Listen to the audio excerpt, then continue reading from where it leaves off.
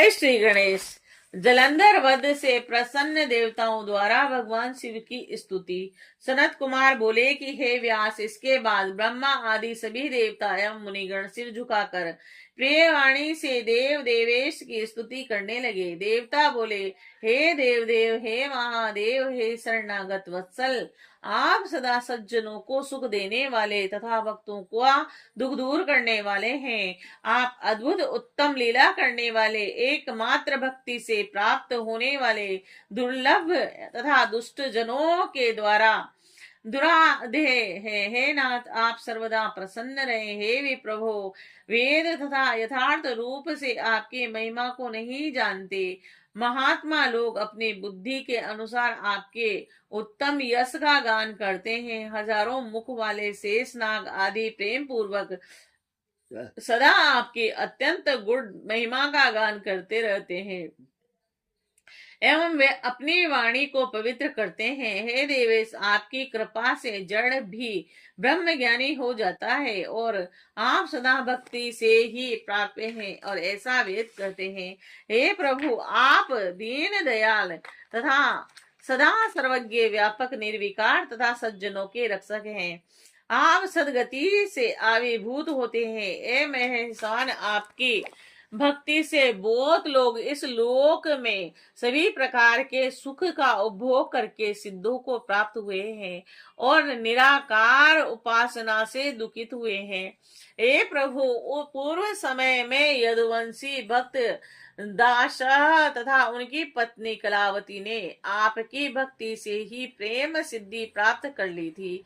हे देवेश, इसी प्रकार राजा मित्र स तथा उनकी पत्नी मयंती ने भी आपकी भक्ति से ही ब्रह्म केवल्य पद को प्राप्त किया था और केकई नरेश की सोमिनी नामक कन्या ने आपकी भक्ति से महायोगियों के लिए भी दुर्लभ ब्रह्म सुख प्राप्त किया था। हे प्रभु, राजाओं में श्रेष्ठ विमर्शन ने आपकी भक्ति से 7 जन्म प्रयत्न अनेक प्रकार के सुखों का उपभोग करके सदगति प्राप्त की थी। नृप श्रेष्ठ चंद्रसेन ने आपकी भक्ति द्वारा दुख से छुटकारा पाया था तथा इस लोक में एवं परलोक में नाना प्रकार के भोग प्राप्त करते हुए वे आनंद करते रहे। महावीर के शिष्य गौरी पुत्र श्री कर ने भी आपकी भक्ति से इस लोक में परम सुख भोग कर परलोक में सदगति प्राप्त की। आपने प्रसन्न होकर सत्य रथ नामक भूपति का दुख हरण किया तथा उन्हें सदगति प्रदान की।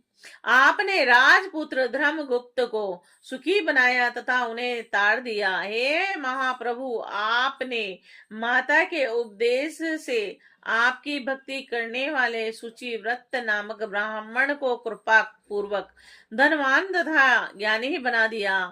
नृप श्रेष्ठ चित्रवर्मा ने आपकी भक्ति से इस लोक में देव दुर्लभ सुखों को भोग कर अंत में सदगति प्राप्त की। चंद्रांगद नामक राजपुत्र ने अपनी स्त्री सीमंतनी सहित आपकी भक्ति से सारे दुखों को त्याग कर सुख संपन्न हो महागति को प्राप्त किया। हे शिव, मंदर नाम वाला ब्राह्मण जो वेश्यागामी अदम तथा माखल था, वह भी आपकी भक्ति से युक्त होकर आपका पूजन कर उस वेश्या के साथ सदगति को प्राप्त हुआ।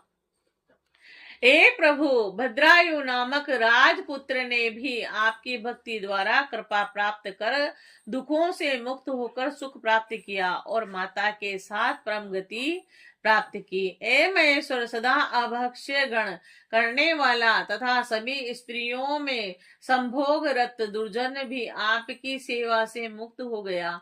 हे शंभु, चित्ता की भस्म धारण करने वाला संबर जो शिव का महाभक्त था, वह नियम पूर्वक सदा चिता का भस्म धारण करने से शंकर रूप होकर अपनी स्त्री के साथ आपके लोक को गया। हे प्रभु, इसी प्रकार भद्रसेन का पुत्र तथा उसके मंत्री का पुत्र और उत्तम धर्म तथा शुभ कर्म करते थे और सदा रुद्राक्ष धारण करते थे, वह दोनों ही आपकी कृपा से इस लोक में उत्तम सुख भोग कर मुक्त हो गए। और यह दोनों ही पूर्व जन्म में कपि तथा कुकुट थे और रुद्राक्ष धारण करते थे। भक्तों का उद्धार करने में तत्पर रहने वाले हे नाथ पिंगला तथा महानंदा नामक दो वेश्याएं भी आपकी भक्ति से सदगति को प्राप्त हुई। और किसी ब्राह्मण की शारदा नामक कन्या बाल विधवा हो गई थी, वह आपकी भक्ति के प्रभाव से पुत्रवती तथा सौभाग्यवती हो गई। नाम मात्र का ब्राह्मण वेश्यागामी विंदुक एवं उनकी पत्नी चंचुला दोनों ही आपका यश श्रवण कर परम गति को प्राप्त हुए। हे प्रभु, हे महेश्वर, हे दीन बंधु, हे कृपालय, इस प्रकार आपकी भक्ति से अनेक जीवों को सिद्धि प्राप्त हुई है। हे परमेश्वर, आप प्रकृति तथा पुरुष से प्रे ब्रह्मा है, आप निर्गुण तथा त्रिगुण के आधार हैं और ब्रह्मा विष्णु हरात्मक भी आप ही हैं। आप निर्विकार अखिलेश्वर होकर भी नाना प्रकार के कर्म करते हैं। हे महेश्वर शंकर, हम ब्रह्मा आदि सभी देवता आपके दास हैं। हे नाथ, हे देवेश, हे शिव, हम सभी आपकी प्रजा हैं और सदा आपके शरणागत हैं। अतः आप प्रसन्न होइए और सदा हम लोगों की रक्षा कीजिए।